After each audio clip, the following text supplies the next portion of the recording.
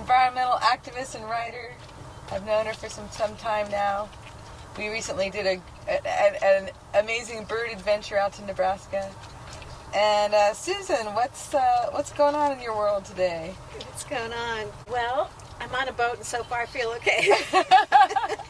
And you said you had some things that have been inspiring you lately, and that's what we're on a fact-finding mission, finding out what's inspiring people.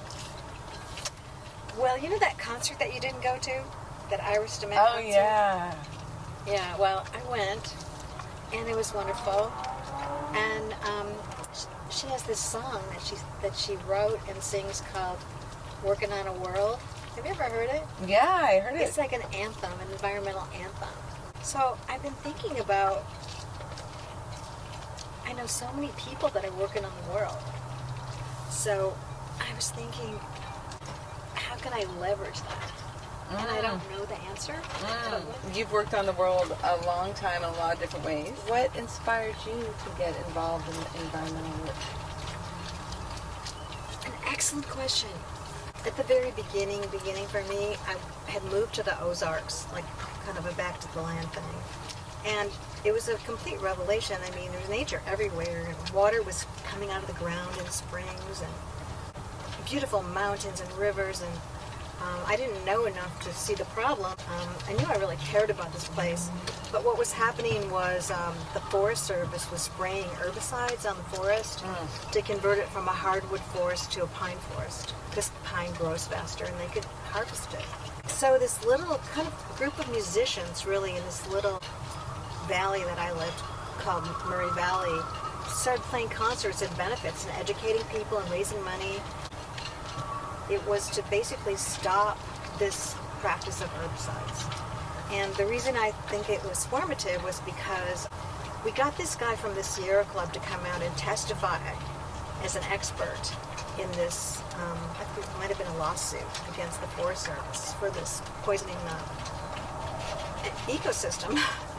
And this guy came out, his name's Gordon Robinson. He was an elderly forester.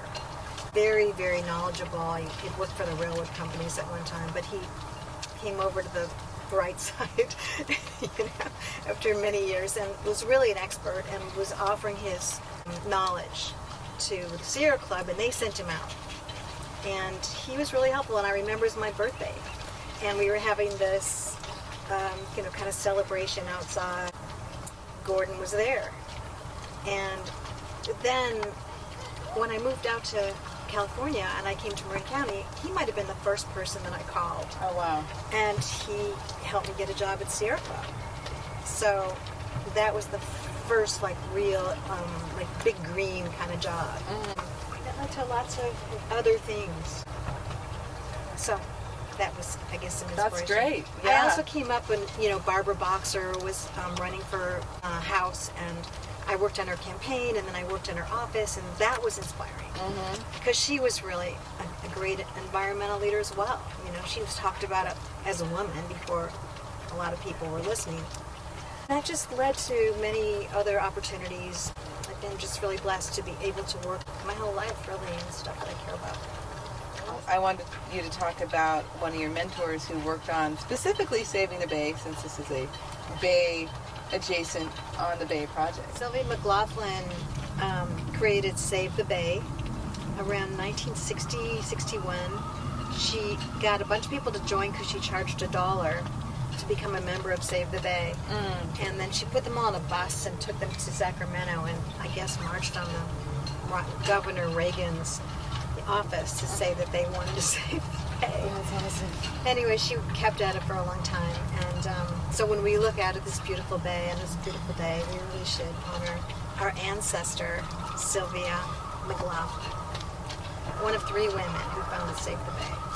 And you know who those? Esther Gluck, and I can't remember, Ann Kerr. I can't remember what Mrs. Kerr's name was, first name, but so she was working on Save the Bay until she passed, pretty much. Pretty much. She was active well into her 90s. I mean, she was lifting weights into her 90s. Very cool.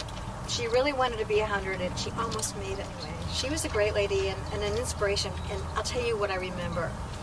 She basically represented, you don't have to be you don't have to disagree. You don't have to be disagreeable to disagree. So she was always a real lady. She never swore and stomped like I tend to do. When she said no, people really listened because she was always seeming to go along.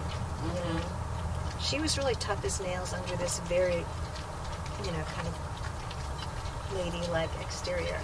Although I wouldn't say she was an adventuresome lady too. Yeah, so we were out there together. We went to the Bosque together. Right, you were telling me about that. I have older friends who remember coming down to the edge of the bay in their family station wagon and just throwing stuff in the bay. And the Berkeley Marina all the way past the freeway pretty much is landfill. Right. Yeah, cold. So the bay was disappearing. And the bay had already suffered a lot of problems from back to when the gold miners came, and placer mined the Sierra, and then all the sediment, and chemicals, mercury and arsenic, flowed into the bay. So we still have that with us too, and that was from the beginning. It's doing so much better, even like harbor porpoises we see them when they're out and about, and that's fairly recent reoccurrence. Yeah. And here there's all sorts of seals enjoying themselves. It's kind of fun. It's very alive, isn't it? Yeah. Especially when you're on it for a while. Like I stayed up the road a couple months this summer, and tide comes up, the tide goes away, and all these different kind of birds are coming in. It's coming up. There was a lot to be inspired by. I went to my first concert was the Beatles. Oh my goodness. Yeah. So where was that? At Olympia Stadium in Detroit. Oh my goodness. And I went with my best friend Billy. We knew what we were going to wear for months before. It was really memorable. We were totally deaf when we came out. Did you scream and? Oh yeah. I can sort of remember hearing some music out there, but it was mainly just girls screaming. Wow, that's some serious cred, Susan. I know, really. Another one of my mentors, Huey Johnson, was pretty much the lead in protecting the headlands and creating the Golden Gate National Recreation Area and protecting Tennessee Valley, which is a very close little federal park, right? with a walk to the ocean. And it was threatened with a huge subdivision development. They envisioned this city called Marincello, and it was for something like 60,000 people. Oh gosh. And they were going to build houses and shopping centers and an amusement park. That's what we would have had here. Had people, not been working on the world, but gratefully they were. What did you learn from Huey other than? Oh man, that would be like a major motion picture. Oh yeah? Yeah, just so much. But maybe top three. Top three. Persistence. Integrity. Only three. No, well, you can keep going. Commitment. Yeah. He was, I thought, pretty incorruptible, but he was nobody that anybody would mess with. He's just really all-around guy. He could go duck hunting, or he could be like having tea with the queen. He was a very strong personality that created organizations. He created the Trust for Public Land. He was one of the first people to work for the Nature Conservancy. He founded the Grand Canyon Trust. Defensive Place. He's part of Restore Point Ray Seashore. So, yeah, he's definitely a model for 10 lives, Right. There's this whole generation of people that did so much, and they were passing on. And, I have to be the adult now. That's how we roll.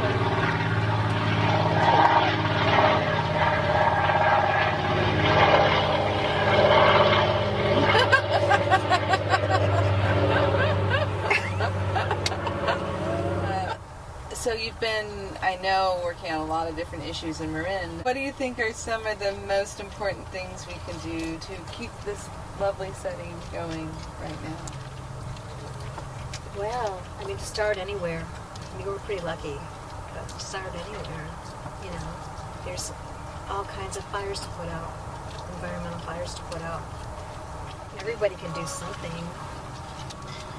I think the threat that we need to pay attention to is that they're rolling back all these real bedrock environmental laws at the federal level.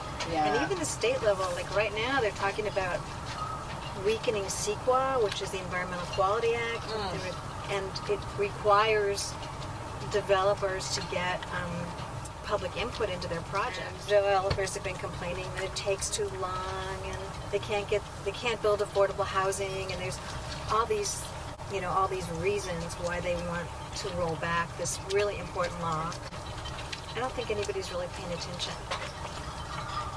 It's really a takeaway for the public if this law becomes weaker than it is. And developers have a lot of power. Developers and farmers. Awesome. More bonus question.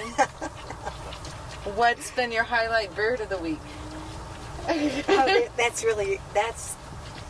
It'll be hard to really choose. Yes. Because I've seen some really good birds lately. Okay. I was up at Yosemite, I was in the Sierra, I was at the Headlands the other day, but up in the foothills, I saw a western tanager. Oh, That always was great. a bright inspiration. Yeah.